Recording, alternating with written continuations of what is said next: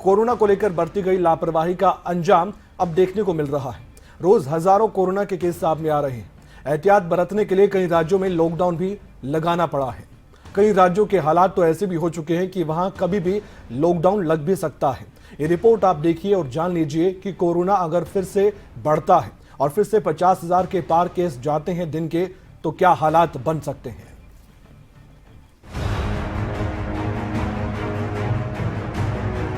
भारत में कोरोना की फिर से वापसी हो रही है। लोगों के बीच कोरोना का निकलता खौफ एक बार फिर से बढ़ रहा है। देश भर में कोरोना केस एक बार फिर से उछाल के साथ सामने आ रहे हैं। बीते 7 दिन में कोरोना केस लगातार बढ़ते जा रहे हैं, जिससे लोगों की चिंताएं बढ़ रही हैं। पिछले 24 घंटे में 25,320 लोगों में कोरोना की पुष्टि हुई है।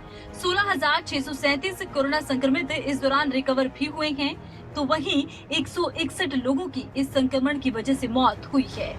देश में अब कोरोना संक्रमितों की संख्या 1,13,68,048 हो चुकी है।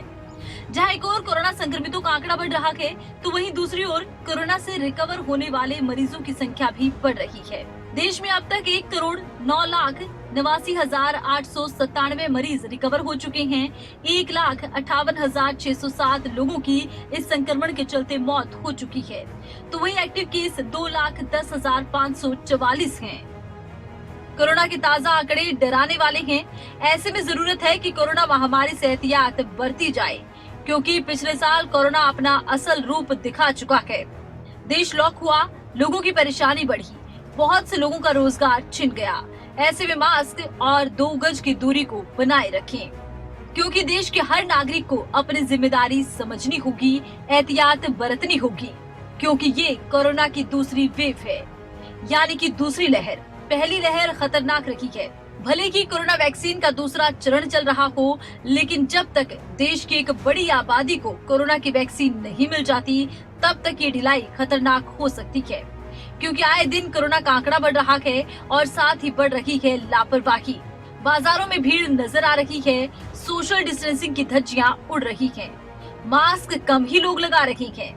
ऐसे में ये बढ़ती लापरवाही कोरोना की दूसरी वेव को मदद देगी और कोरोना की दूसरी वेव घातक हो सकती है।